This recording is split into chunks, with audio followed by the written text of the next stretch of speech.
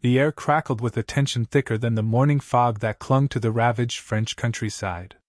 Ahead, the low, guttural rumble of advancing German armor grew steadily louder, a relentless force promising swift and brutal destruction. Behind them, the Allied division, battered and cornered, braced for an assault they felt ill-equipped to withstand.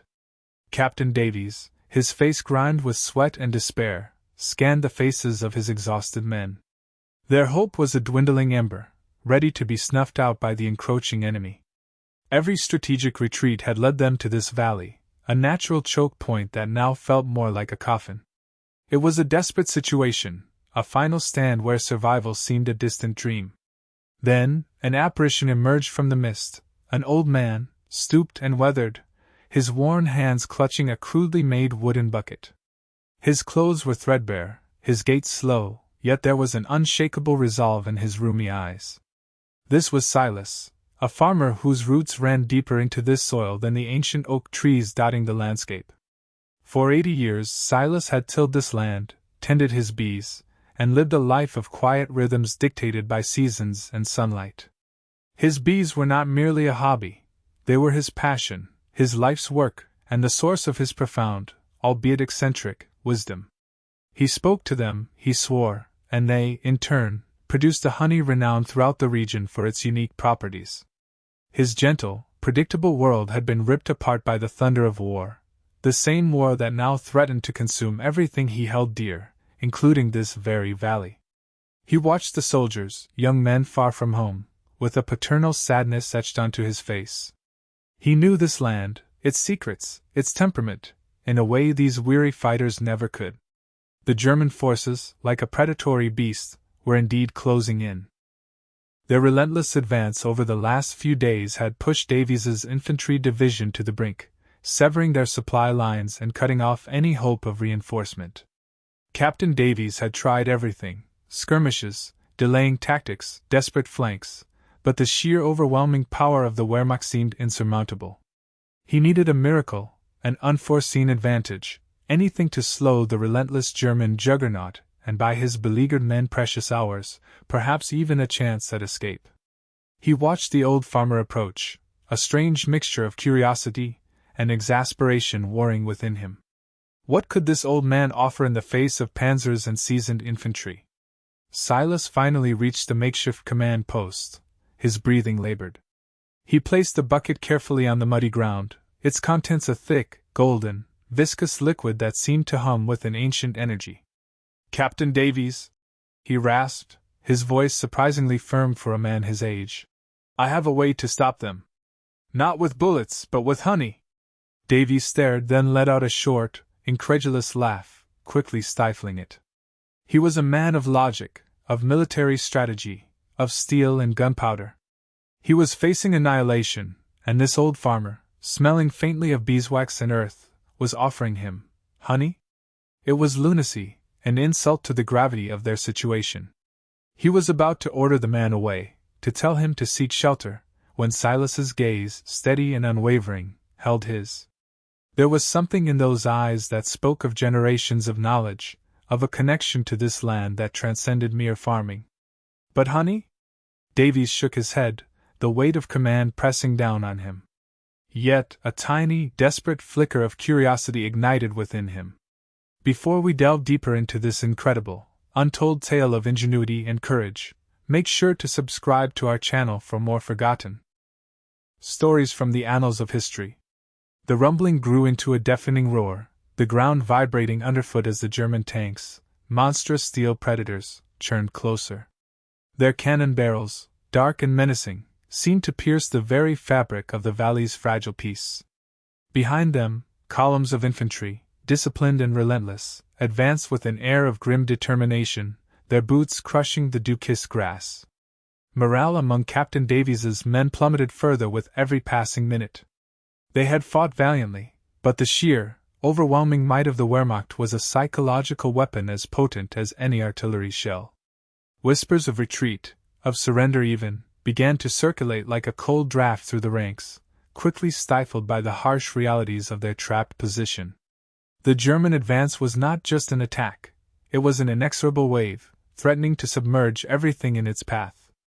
Silas, however, remained outwardly calm, his gaze fixed not on the menacing war machines, but on Captain Davies. He understood the captain's initial dismissal. It was only natural.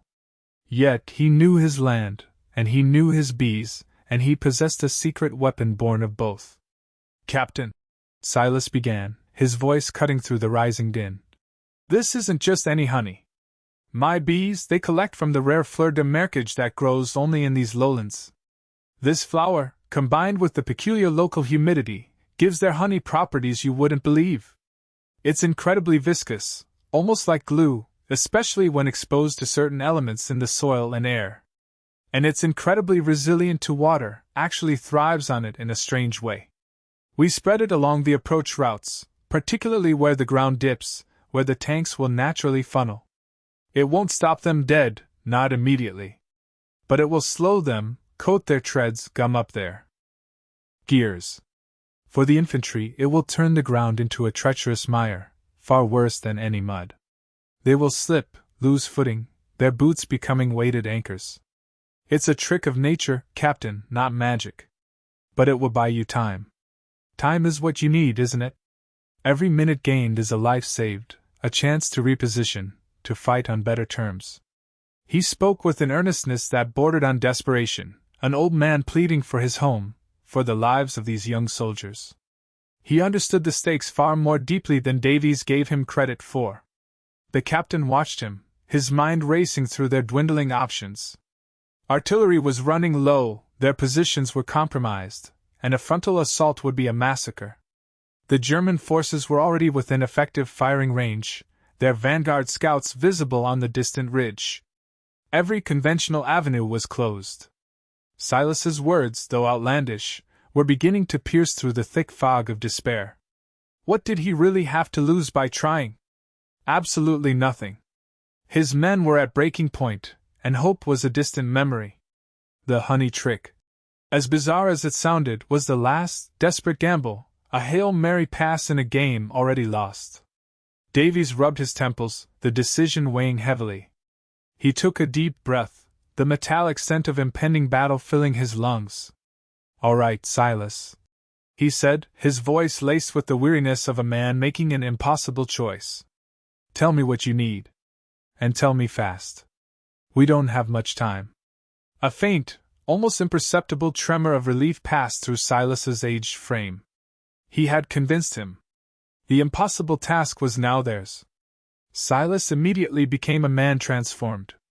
His stooped posture straightened, his eyes, previously tired, now gleamed with a focused intensity.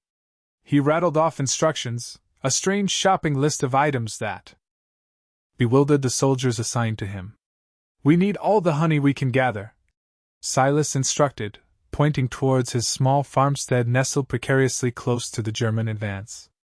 "And not just the honey, but fine sand from the riverbed if possible, and any discarded metal filings you can find, even rusty ones. And water, plenty of it, but not just any water. It needs to be from the deepest part of the marsh, where the peat is thickest. Hurry!" A small detail of soldiers, some openly snickering, others simply too shell-shocked to question, scrambled to gather the odd materials. They quickly amassed buckets of the sticky, fragrant honey, sacks of sandy dirt, and rusted scraps of metal meticulously collected from destroyed vehicles, along with containers of murky, peat-infused marsh water that smelled faintly of decay.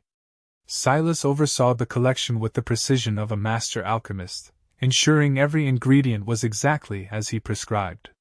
He moved with an unexpected speed and vigor, his every action imbued with a sense of urgent purpose.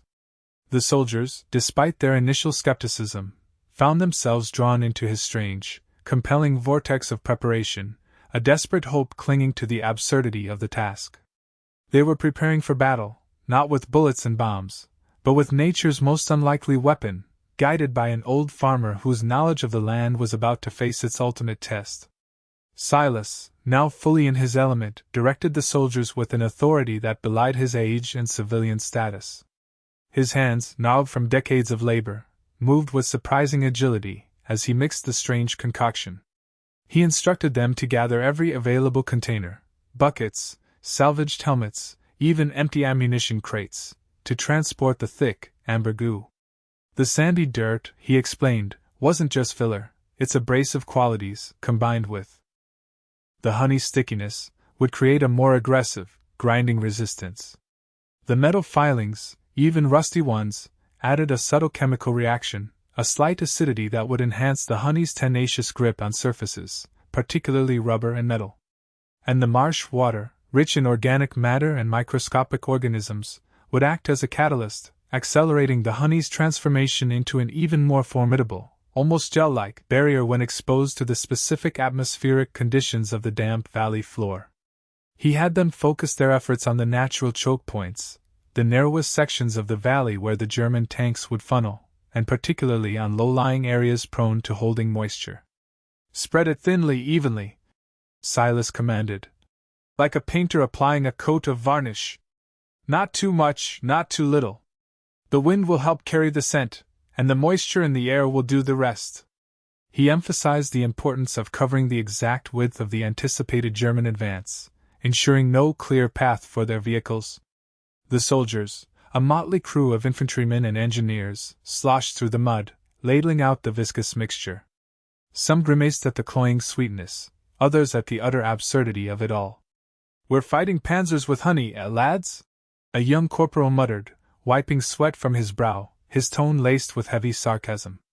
A few chuckled nervously, their skepticism a palpable weight in the humid air.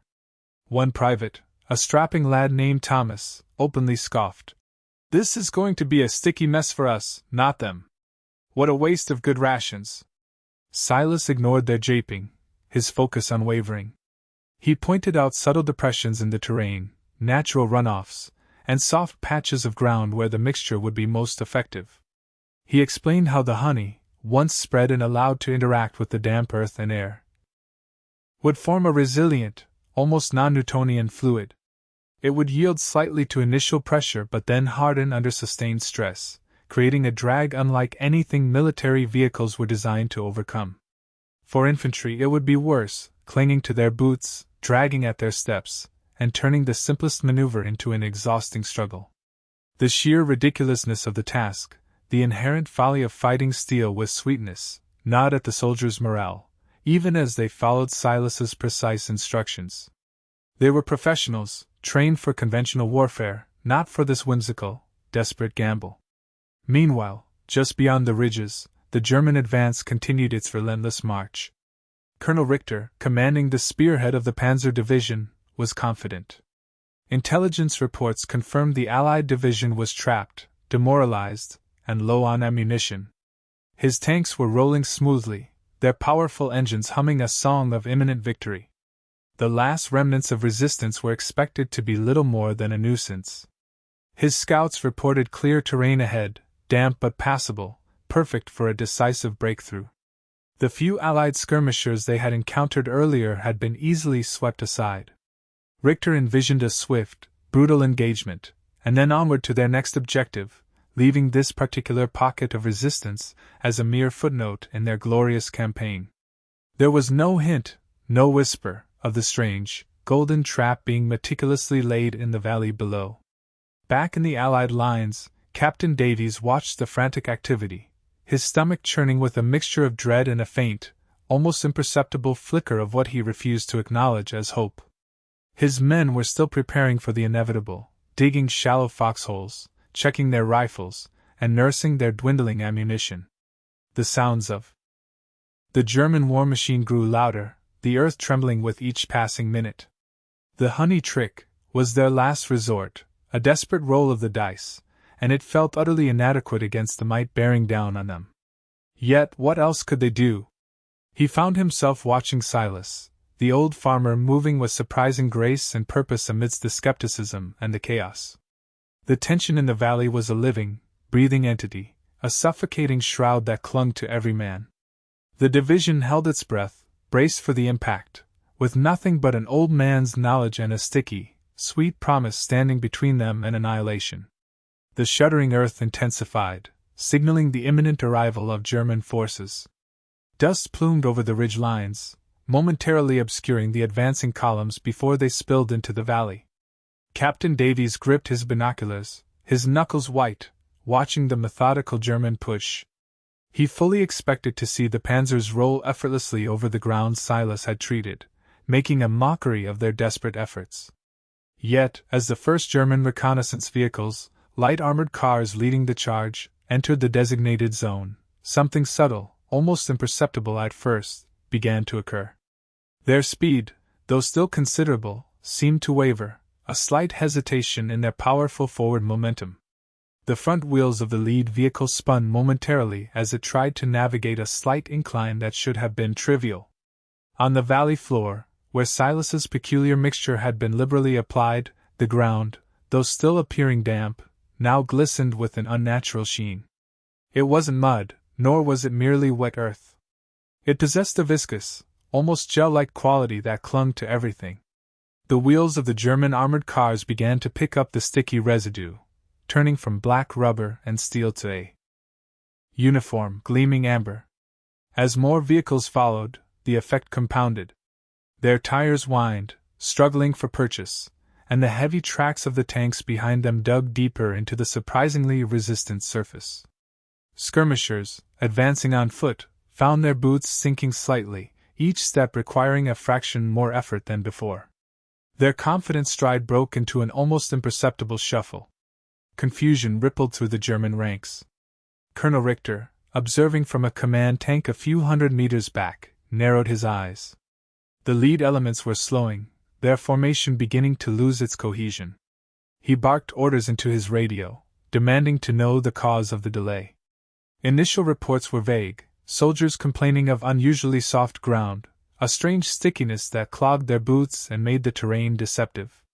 Some of the armored cars, now visibly caked in the golden substance, struggled to maintain their course, veering slightly as their wheels fought for traction.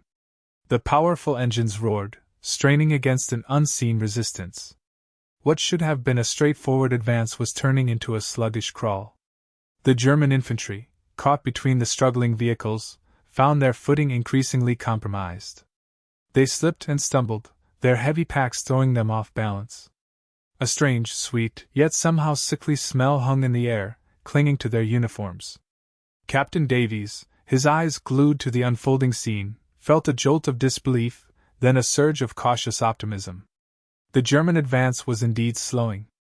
What he had dismissed as madness was, against all military logic, actually working. The lead tanks, instead of maintaining their relentless pace, were now visibly struggling, their massive tracks spinning with less efficiency, gathering ever thicker layers of the clinging mixture. The sound of their engines changed, a deeper, more labored growl replacing the earlier confident roar. He watched as a particularly large panzer, trying to turn, found its left track unable to grip, causing it to slew awkwardly, threatening to tip. The sheer bulk of the vehicle, usually its greatest asset, was now working against it, exacerbating the problem. A thin, almost imperceptible smile touched Davies's lips. The initial despair, the cold dread that had settled in his gut, began to recede, replaced by a nascent, fragile hope. This wasn't the decisive victory he'd dreamed of, but it was something. It was time. Precious, unexpected time. He turned his gaze to Silas, who stood a little distance away, observing the German plight with an almost paternal air.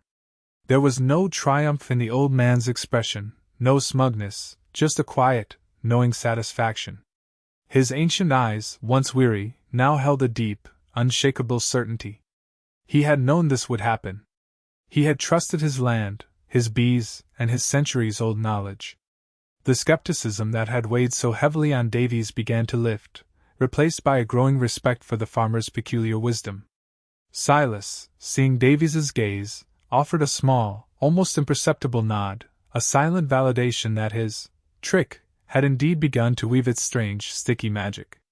The battle, it seemed, was far from over, but the odds, impossibly, had just shifted.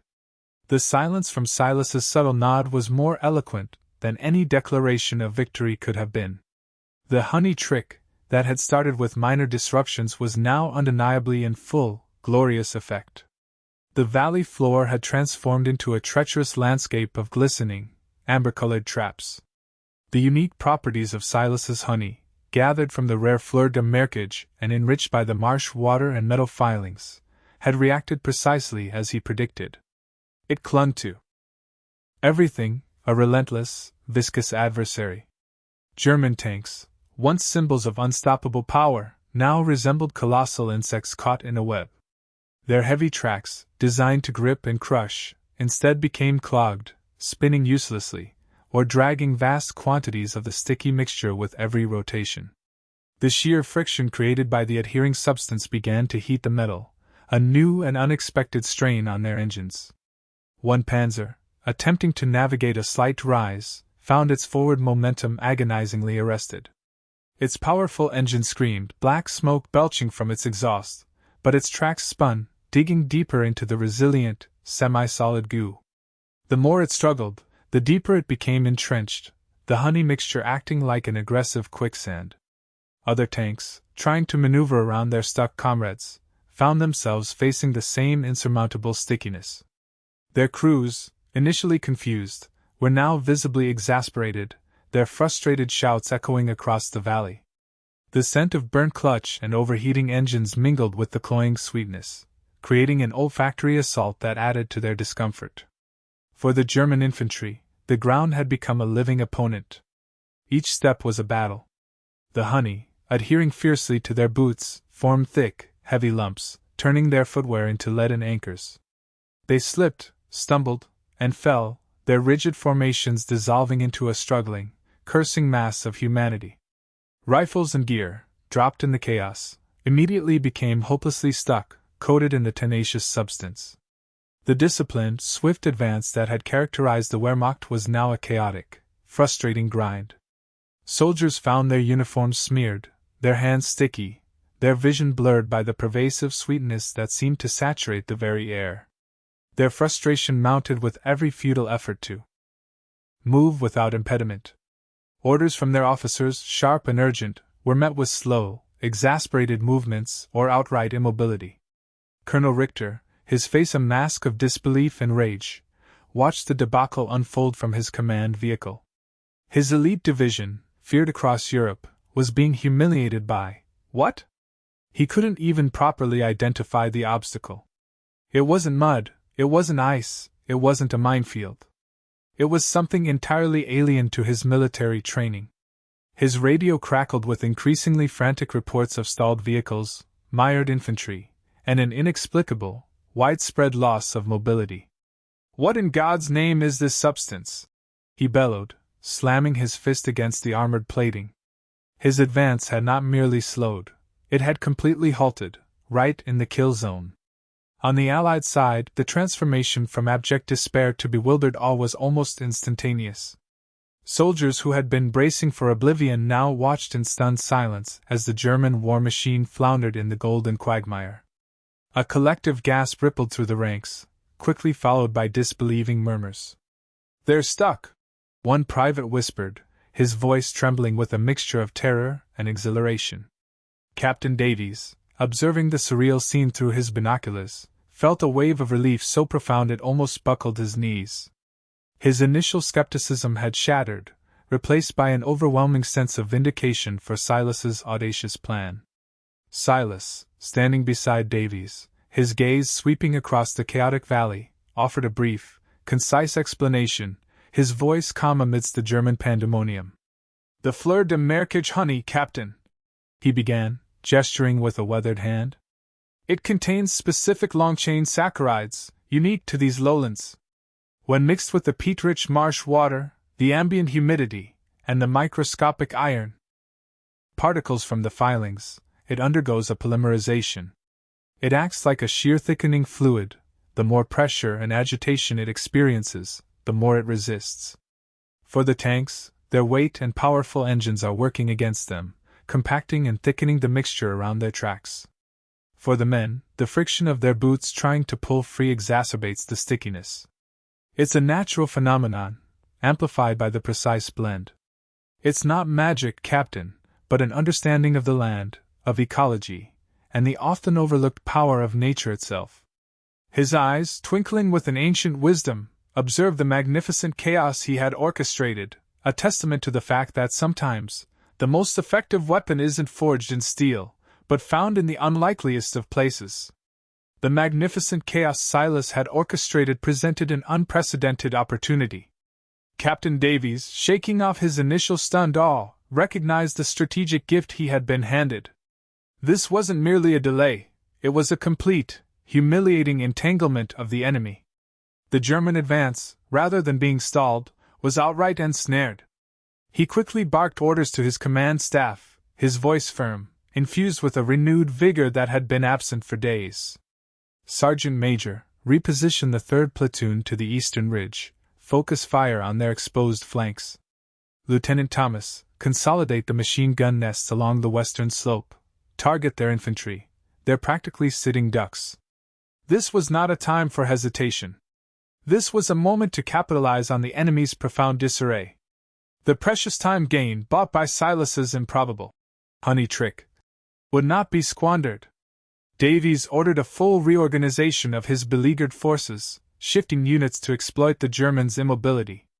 Instead of a desperate defense, he envisioned a strategic counterattack, using the high ground and the Germans' self-inflicted vulnerability to inflict maximum damage. He dispatched scout teams to assess the full extent of the German entrapment, specifically looking for weak points in their now disrupted formation. The aim was no longer just to survive, but to inflict a crippling blow, to turn the tide against an enemy who had seemed unstoppable just moments before. The valley floor, now a bizarre battlefield of struggling machinery and floundering soldiers, became a scene of scattered, desperate skirmishes. Allied snipers, taking advantage of their elevated positions, picked off German officers and communications specialists who were attempting to coordinate their mired units. Machine guns chattered, laying down suppressive fire on the clusters of infantry struggling to free themselves from the tenacious grip of the honey mixture. The German soldiers, already exhausted and demoralized by their frustrating predicament, found themselves fighting a battle on 2 fronts, against the relentless stickiness of the ground and against the sudden, unexpected resurgence of the Allied forces. Their restricted movement and impaired equipment put them at a severe disadvantage. Rifles, coated in the sweet goo, misfired or jammed. Boots, heavy and encrusted, made tactical maneuvers impossible. Silas, ever observant, continuously offered invaluable insights to Captain Davies. He pointed to specific areas where the honey seemed to be holding particular vehicles more firmly, suggesting concentrated fire on those points to increase the Germans' desperation. "Captain," he murmured, his gaze fixed on a cluster of struggling panzers. "The mixture is densest where the ground absorbs more moisture. Those tanks, they'll compact it further. Aim for their tracks, they're working harder than ever to break free." He also noted how the honey was reacting to the sudden shift in wind patterns, suggesting tactical placements for Allied soldiers to maximize their suppressive fire against the floundering infantry. He explained that after a period of intense struggle, the honey would likely harden further, becoming almost like concrete, especially in the sun. This provided a crucial time window for the Allies to act decisively. His tactical understanding, born not of military academies but of a lifetime observing nature, proved astonishingly accurate and effective. The transformation in Allied morale was nothing short of miraculous. The fear that had gripped them for days evaporated, replaced by a surge of defiant determination. Seeing the mighty German war machine brought to a humiliating standstill by an old farmer's ingenuity ignited a spark in every soldier. Laughter, disbelieving and triumphant, mixed with the sounds of gunfire and grinding engines. The helplessness they had felt morphed into a fierce pride. They were no longer just holding out, they were actively pushing back, exploiting an advantage no military textbook could have ever predicted. The shared experience of witnessing this bizarre, yet incredibly effective, honey trick, forged a new, unbreakable bond among the men. They fought with a renewed ferocity, fueled by the sheer audacity of their situation. What had been a desperate last stand had, against all odds, become a battle of opportunity, a chance to turn the tables on their seemingly invincible foe. The valley, once a trap, was now becoming a killing field for the Germans, courtesy of nature's most unlikely weapon. The valley, once a trap, was now becoming a killing field for the Germans, courtesy of nature's most unlikely weapon. The weight of their predicament, coupled with the relentless Allied fire, finally forced Colonel Richter to confront an unbearable truth. His proud division, entangled in an inexplicable, sticky morass, was not merely delayed, it was broken. Tanks, engines smoking, tracks jammed, sat like grotesque sculptures, target practice for Allied artillery that now, thanks to the gained time, could be brought back into play. Infantry, demoralized and exhausted, were being systematically decimated, unable to maneuver, unable to effectively return fire. Every attempt to extricate a vehicle only seemed to entrench it deeper. Every forward step for a soldier was a struggle against an invisible, tenacious enemy. Morale among his troops plummeted, their once unwavering discipline fracturing under the bizarre, humiliating assault. This was not a defeat by conventional force, but a slow, agonizing suffocation engineered by an unknown, almost mythical opponent. Richter, his face etched with a mixture of fury and bewildered despair, knew he had but one choice. To continue this advance was to sacrifice his entire division to an ignominious end. The reports flooding his command tank were grim: heavy casualties, multiple vehicles irretrievably stuck, and a complete breakdown of communication and coordinated movement on the valley floor. He slammed his fist against the radio console. "Order a retreat!" he barked, his voice raw. "Fall back to the ridge lines, establish defensive positions. We will regroup and reassess." The words tasted like ash in his mouth. To retreat was to acknowledge defeat, not just militarily, but to a force he couldn't even comprehend. It was a decision born of sheer, desperate necessity, a cutting of losses before the entire force was swallowed by the absurd, golden trap. This order, relayed with urgent desperation across the German lines, marked the turning point, a decisive shift in the battle, and indeed, in the fortunes of Captain Davies's division. The honey trick had not only bought invaluable time, but it had entirely neutralized the German advance, disrupting their momentum so thoroughly that even their formidable will to fight crumbled. As Richter's units began their reluctant, disorganized withdrawal, Allied reinforcements, previously thought to be days away, began to arrive on the far ridge, their artillery already ranging in on the exposed German positions. The trapped Allied division, once facing certain annihilation, was now poised to become the hammer in a devastating pincer movement. The unexpected reprieve had allowed Davies to not only reposition his men but to call in the cavalry, turning a guaranteed rout into a stunning, improbable victory. The German retreat was a spectacle of disarray and humiliation. Vehicles that could still move lumbered away erratically, their tracks still caked in the sticky substance, often leaving trails of broken parts and abandoned equipment in their wake.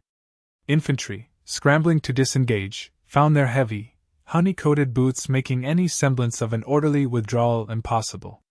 They stumbled, fell, and often had to abandon their footwear entirely, leaving behind a bizarre trail of personal effects and military gear, all glistening with the tenacious golden goo.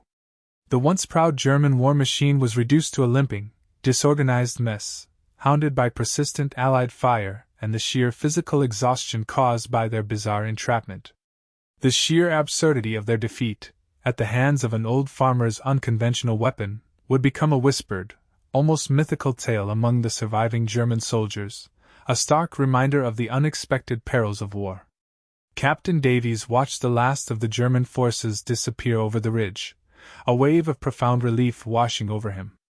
The valley, once filled with the roar of engines and the cries of battle, settled into a tense, ringing silence, broken only by the distant sounds of Allied pursuit. He turned to Silas, who stood quietly beside him, his gaze still fixed on the horizon, a strange, serene satisfaction on his aged face. "Silas," Davies began, his voice thick with emotion, I don't know what to say. You saved us. You saved every single one of us." He extended his hand, grasping the farmer's calloused one firmly. "I truly believed it was lunacy. I dismiss you, I doubted you, and I was gravely, profoundly wrong. Your knowledge, your ingenuity, it was nothing short of miraculous." "Thank you," From the bottom of my heart, thank you. Silas returned the grip, a faint, tired smile touching his lips. It was not magic, Captain, he reiterated softly, his eyes still holding that deep, knowing wisdom. It was the land. And the bees. They always provide if you know how to ask.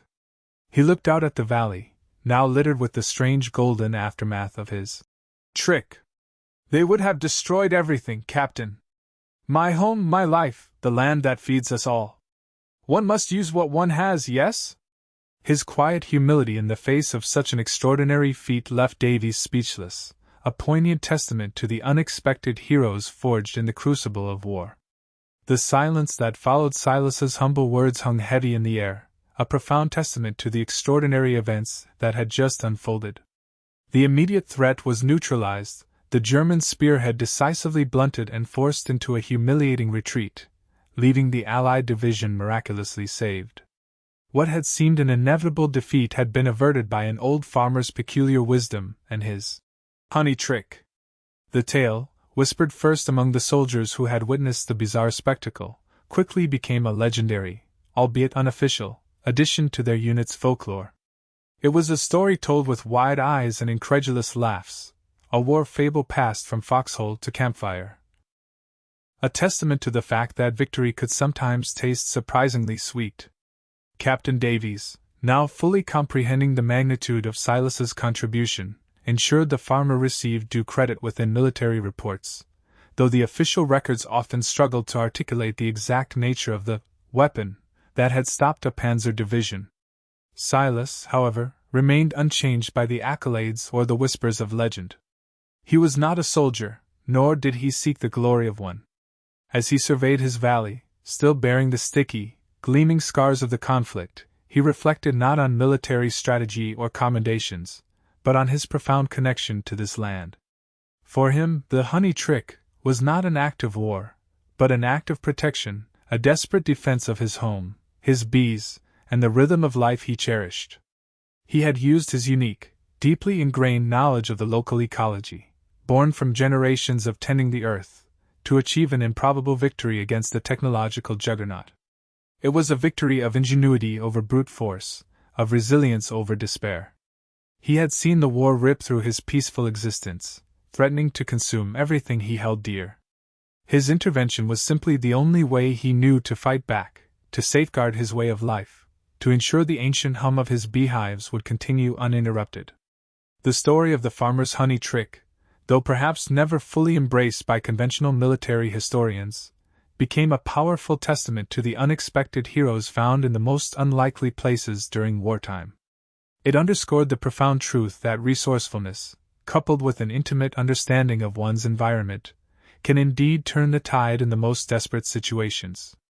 It was a narrative that spoke volumes about underestimation, the underestimation of an old man, of a seemingly innocuous natural product, and of the sheer power of unconventional solutions when all else fails. The legacy of Silas's actions resonated far beyond the immediate battlefield. It whispered of the forgotten wisdom of the land, of nature's quiet strength, and of the enduring spirit of those who would protect their homes with every fiber of their being. It served as a poignant reminder that while war may tear down, human ingenuity, often found in unexpected forms, perpetually seeks to build, to protect, and to find a way forward, even against overwhelming odds. It was a story of defiance, of cunning, and of the quiet, unwavering courage of a man rooted deeply in the earth he called home. This incredible tale of resourcefulness and defiance is just one of many forgotten stories waiting to be rediscovered. If you found Silas's unique blend of courage and ecological wisdom as captivating as we did, please remember to show your support. Like this video, share it with anyone who appreciates an improbable victory, and subscribe to our channel. Join our growing community eager to unearth these hidden gems of history, tales that remind us that the human spirit, in all its forms, is capable of astonishing feats. Next time, we'll delve into the daring exploits of the Ghost Patrol, a covert unit whose silent operations behind enemy lines during the same conflict defied all conventional military logic. You won't want to miss it.